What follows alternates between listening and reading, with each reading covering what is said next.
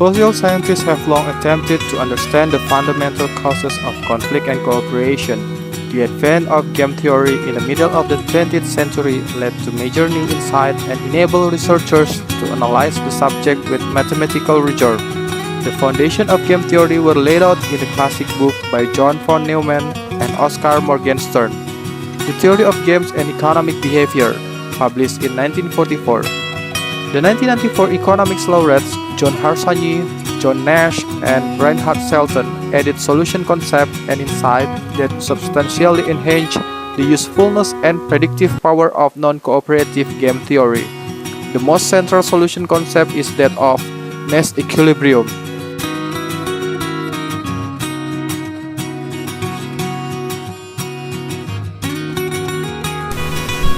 Robert Aumann and Thomas Schelling have contributed to enhancing our understanding of conflict and cooperation.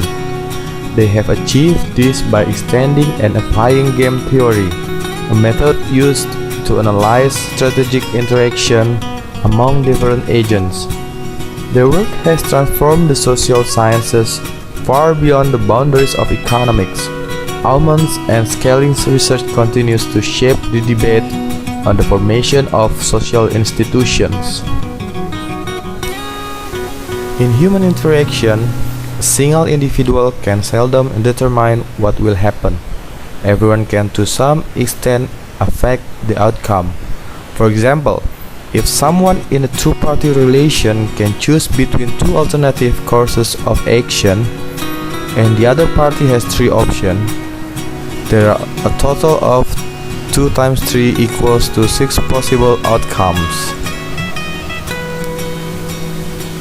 The two parties usually have different evaluations of these outcomes and act on the basis of which alternative they think the other party will choose. Many interactions involve several steps over time, and it is not unusual for them to be associated with asymmetric information. For example, some parties know something which others do not.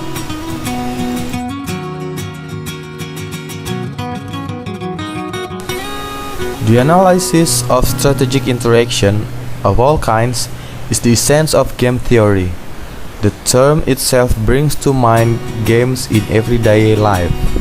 But, as this year's laureates have shown, the most important applications of game theory are to be found in such vital issues as security and disarmament policies, price formation on markets, as well as economic and political negotiations. In the mid-1950s, Thomas Schelling began to apply game theory methods to one of the era's most vital issues, global security and the arms race. As Schelling himself noted, considerable progress can be achieved simply by drawing a diagram which describes the alternatives available to the opponent and to one's own country, followed by systemic consideration of the outcome in the different cases. Such a process also serves a reminder that the other party in a conflict faces a similar decision-making problem. Schelling was particularly intrigued by the ways in which the parties' negotiating strength could be affected by different factors, such as the initial alternatives at their disposal and their potential to influence their own and each other's alternative during the process. He clarified why it could be advantageous to limit one's own alternatives or worsen one's own options, literally to burn one's bridges. He was also interested in the process of establishing a climate of confidence, whereby long-term cooperation could be built up over a period of time, and in the long-run gains a party could achieve by making short-run concessions. The result of Schelling's work were published in his book, The Strategy of Conflict, in 1960, which became a classic and has influenced generations of strategic thinkers. Other researchers have extended several of the concepts in Schelling's book. His ideas regarding credible threats and limitation on one's own alternatives were later formalized by Reinhard Shelton, an economic laureate in 1994.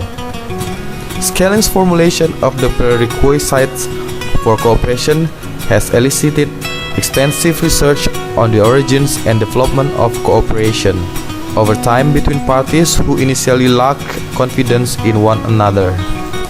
Schelling was also concerned with the ability of individuals to coordinate their behavior in situations without any strong conflict of interest, but where unsuccessful coordination would give rise to high costs for all parties.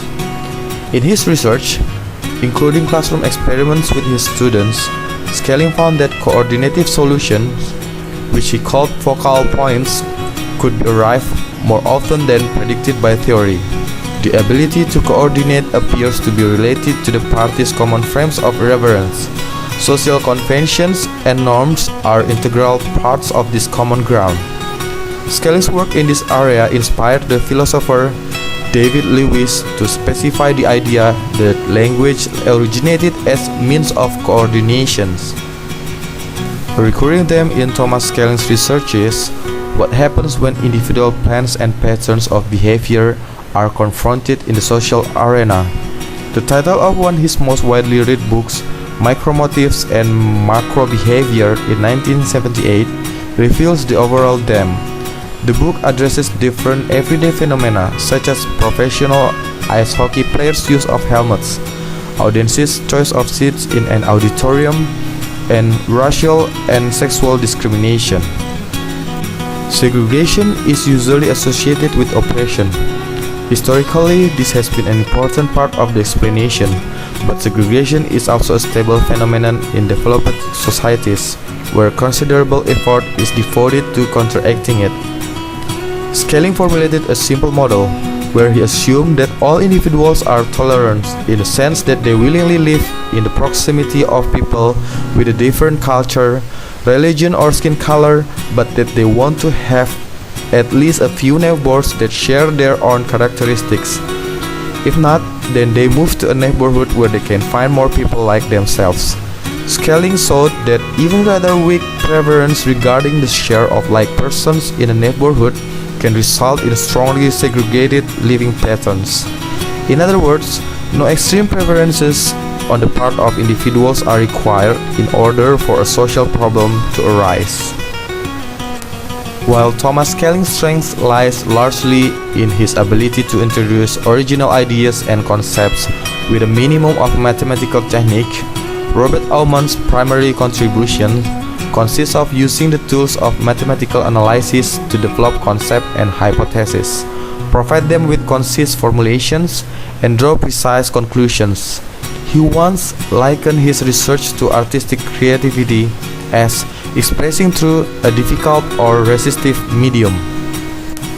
Aumann shared Schelling's early interest in interaction where the parties interact many times over a long period, so-called repeated games.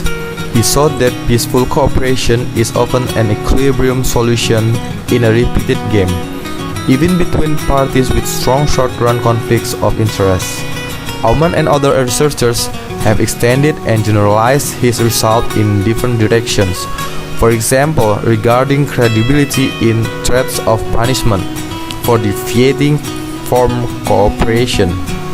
Aumann, in joint work with Michael Masler, also established the theory of repeated games with asymmetric, or more generally, incomplete information, such as situations where one party knows more than another about certain aspect of the repeated game. For example, concerning the real cost of a competitor or the military strength of another country. The theory of repeated games is now the common framework for analysis of long-run cooperation in the social sciences. Applications extend from competing firms which collude to maintain a high price level and farmers who share pastures or irrigation systems to countries which enter into environmental agreements or are involved in territorial dispute. Another of Aumann's fundamental contributions concerned the cognitive foundation of game theory, such as the implication of the parties' knowledge about the various aspects of the game, including knowledge about each other's knowledge. In the early days of game theory, analysis was often simplified by assuming that the parties knows everything about all aspects of the game. In analogy such as the physics, where friction or air resistance are sometimes disregarded. Knowledge that another party is rational can affect one's own behavior, as will knowledge about someone else's knowledge about one's own rationality, and so on. Aumann's formalization of the concept of common knowledge allowed for systematic analysis of the relation between the knowledge of the parties and the outcome of the game.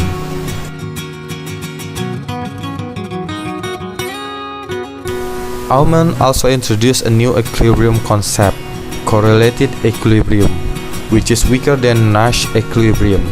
The solution concept developed by John Nash, an economics laureate in 1994. Correlated equilibrium can explain why it may be advantageous for negotiating parties to allow an impartial mediator to speak to the parties either jointly or separately, and in some instances give them different information.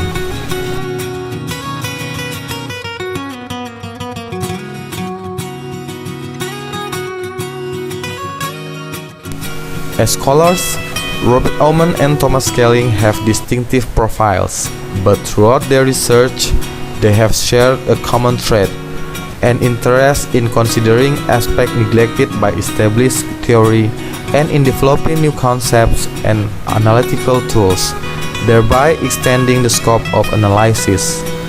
A consequence of these endeavors is that the concept of rationality now has a wider interpretation.